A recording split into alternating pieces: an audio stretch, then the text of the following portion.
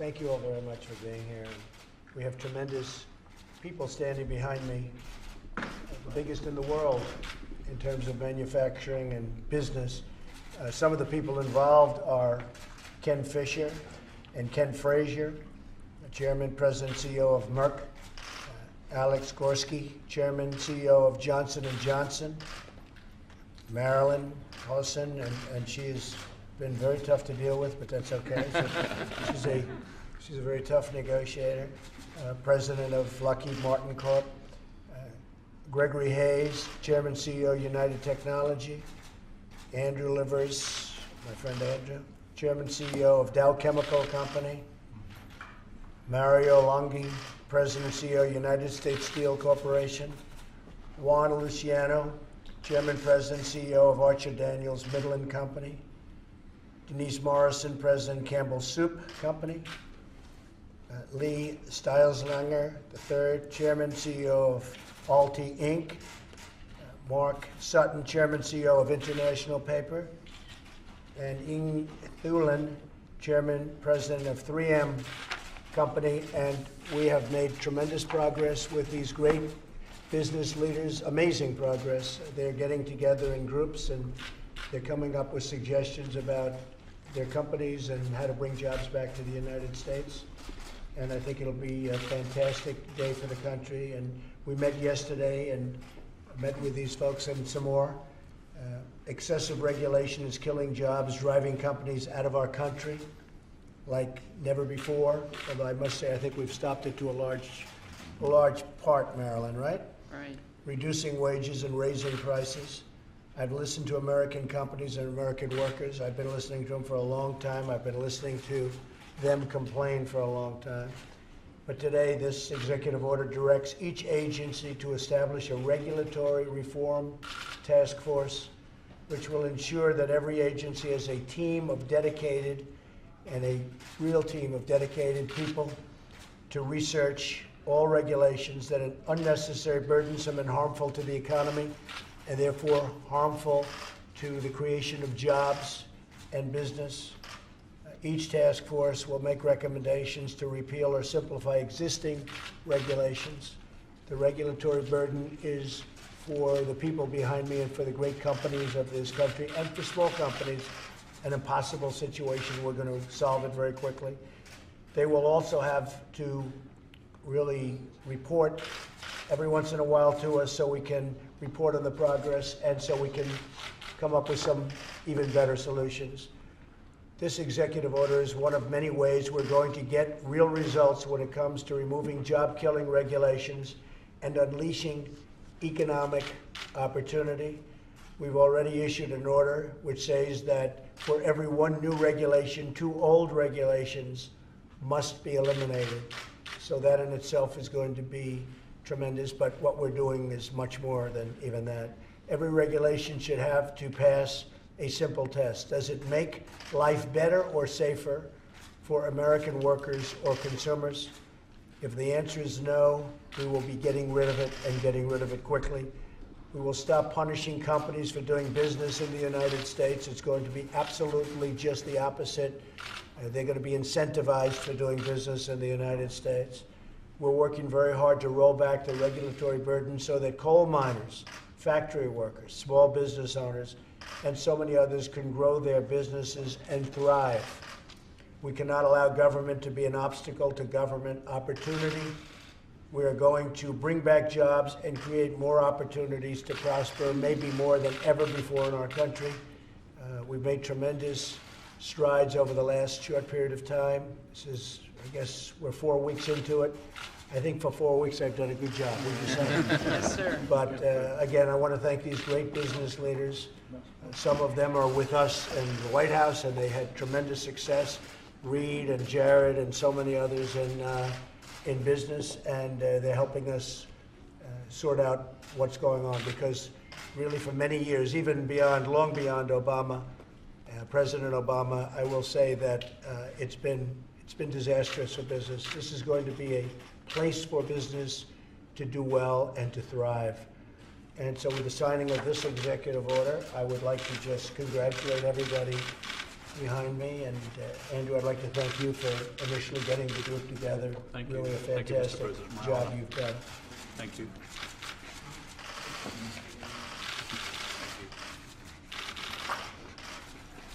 Should I give this pen to Andrew? Dow Chemical. I think maybe, right?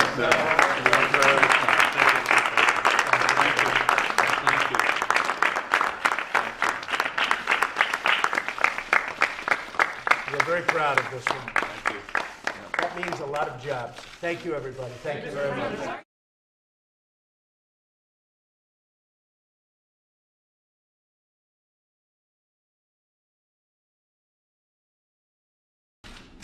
Well, thank you very much, everybody. It's a great honor to have President Kaczynski with us from Peru.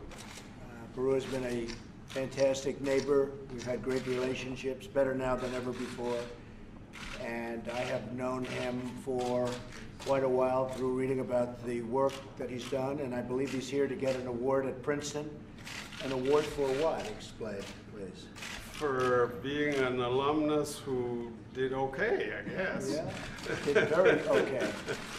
And your daughter goes to? Alex, my other daughter, Susie, goes Right. to Princeton. Right, that's exactly She right. wants to study medicine. So, and I assume she's very proud of you getting the big award tomorrow, right? And Alex went to Columbia. That's great. Good students. Yeah.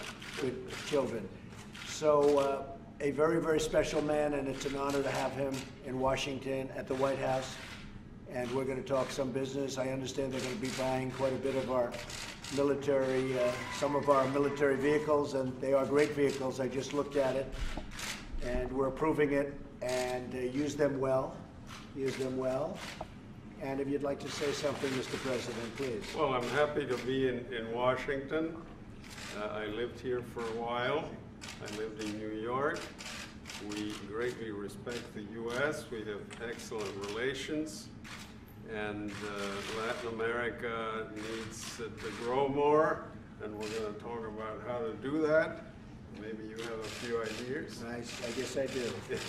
I guess I do. We have a problem with Venezuela. They're doing very poorly. And so we'll be talking about a lot of different things. And thank you all for being here. Thank you.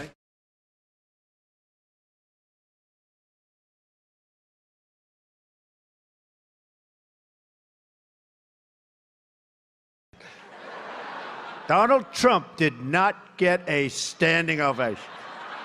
They leave out the part, they never sat down. They leave that out. So I just want to thank. But you know, my first major speech was at CPAC, and probably 5 or 6 years ago, first major political speech, and you were there. And it was, I loved it. I loved the people. I loved the commotion. And then they did these polls where I went through the roof, and I wasn't even running, right? But it gave me an idea. And I got a little bit concerned when I saw what was happening in the country. And I said, let's go to it. So it was very exciting. I walked the stage on CPAC. I'll never forget it, really. I had very little notes and even less preparation. So when you had practically no notes and no preparation, and then you leave and everybody was thrilled, I said, I think I like this business. I would have come last year, but I was worried that I would be, at that time, too controversial. We wanted border security. We wanted very, very strong military. We wanted all of the things that we're going to get, and people considered that controversial, but you didn't consider it controversial. So I've been with CPAC for a long time. All of these years we've been together, and now you finally have a president. Finally. Took you a long time. Took you a long time.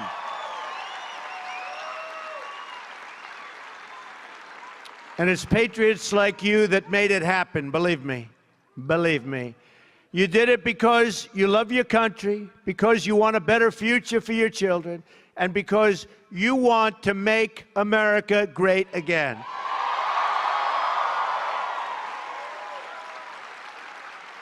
The media didn't think we would win. The pundits, you're right, they had an idea. The pundits didn't think we'd win. The consultants that suck up all that money, oh, they suck it up. They're so good. They're not good at politics, but they're really good at sucking up people's money. Especially my opponents, because I kept them down to a minimum. But the consultants didn't think we would win.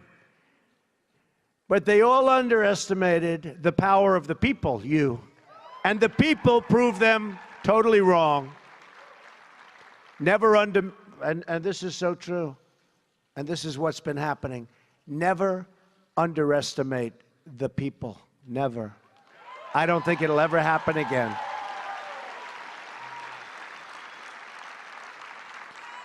And I want you all to know that we are fighting the fake news. It's fake, phony, fake.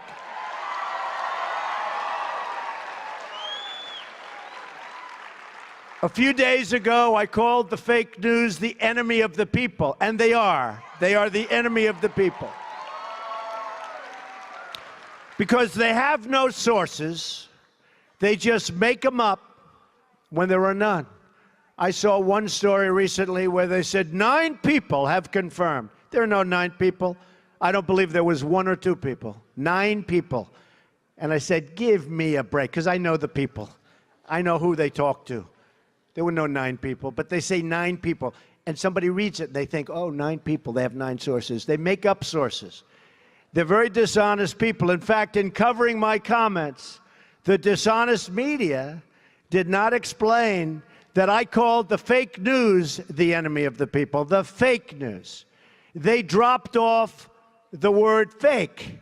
And all of a sudden, the story became the media is the enemy. They take the word fake out. And now I'm saying, oh, no, this is no good. But that's the way they are. So I'm not against the media. I'm not against the press. I don't mind bad stories if I deserve them. And I tell you, I love good stories, but we won't talk. I don't get too many of them. But I am only against the fake news media or press. Fake, fake. They have to lead that word. I'm against the people that make up stories and make up sources. They shouldn't be allowed to use sources unless they use somebody's name. Let their name be put out there. Let their name be put out. A source says that Donald Trump is a horrible, horrible human being. Let him say it to my face. Let there be no more sources. And remember this, and not all in all cases. I mean, I had a story written yesterday about me in Reuters by a very honorable man. It was a very fair story. There are some great reporters around. They're talented, they're honest as the day is long. They're great. But there are some terrible, dishonest people. And they do a tremendous disservice to our country and to our people, a tremendous disservice. They are very dishonest people, and they shouldn't use sources. They should put the name of the person. You will see stories dry up like you've never seen before. So you have no idea how bad it is, because if you are not part of the story, and I put myself in your position sometimes, because many of you, you're not part of the story. And if you're not part of the story, you know, then you sort of know. If you are part of the story, you know what they're saying is true or not. So when they make it up, and they make up something else, and you saw that before the election, polls. The polls. They come out with these polls, and everybody was so surprised. Actually, a couple of polls got it right. I must say, Los Angeles Times did a great job. Shocking, because, you know, they did a great job. And we had a couple of others that were right. But generally speaking, I mean, I can tell you the network. Somebody said, a poll came out. And I say, what network is it? And they'll say a certain, let's not even mention names, right? Sure.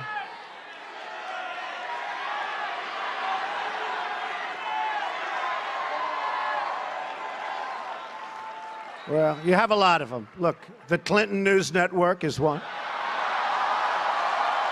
Totally. Take a look.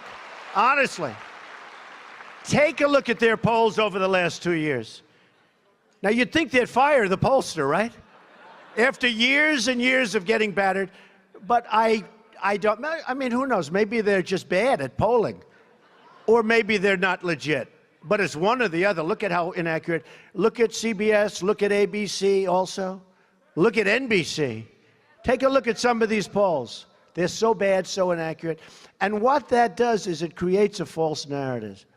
It creates like this narrative that's just like, we're not going to win. And people say, oh, I love Trump, but you know, I'm not feeling great today. He can't win, so I won't go and vote. I won't go and vote. It creates a whole false deal. And we have to fight it, folks. We have to fight it. They're very smart, they're very cunning, and they're very dishonest. So just to conclude, I mean, it's a very sensitive topic, and they get upset when we expose their false stories. They say that we can't criticize their dishonest coverage because of the First Amendment. You know, they always bring up the First Amendment. And I love the First Amendment. Nobody loves it better than me. Nobody. I mean, who uses it more than I do? But the First Amendment gives all of us, it gives it to me, it gives it to you, it gives it to all Americans, the right to speak our minds freely. It gives you the right, and me the right, to criticize fake news and criticize it strongly.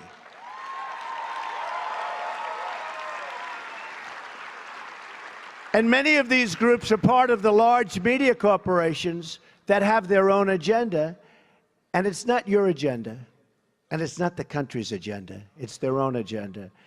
They have a professional obligation as members of the press to report honestly. But as you saw throughout the entire campaign, and even now, the fake news doesn't tell the truth. Doesn't tell the truth. So just in finishing, I say it doesn't represent the people. It never will represent the people. And we're going to do something about it because we have to go out and we have to speak our minds and we have to be honest. Our victory was a win like nobody has ever seen before.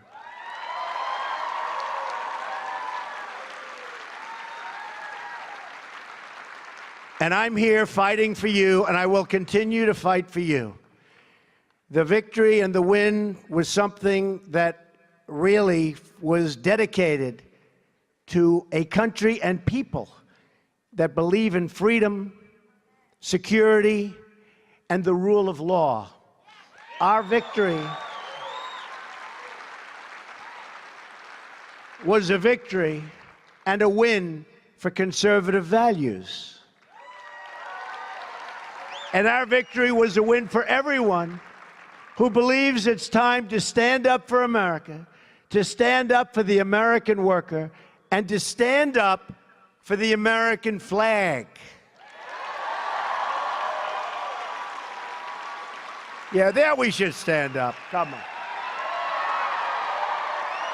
There we should stand up. Okay.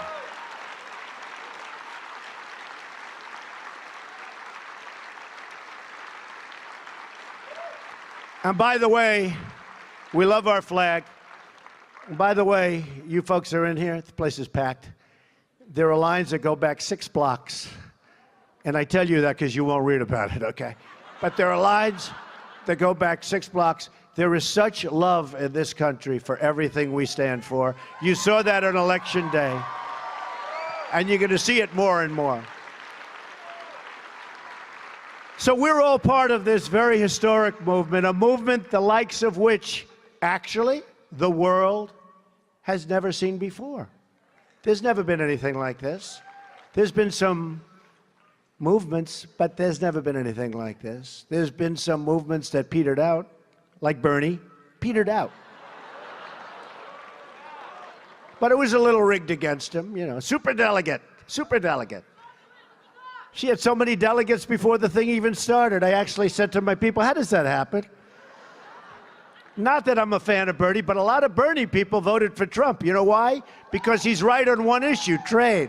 He was right about trade. Our country is being absolutely devastated with bad trade deals. So he was right about that. But we got a lot of Bernie support. So actually, I like Bernie, okay? I like Bernie. But I'm here today to tell you what this movement means for the future of the Republican Party and for the future of America. First, we need to define what this great, unprecedented movement is and what it actually represents.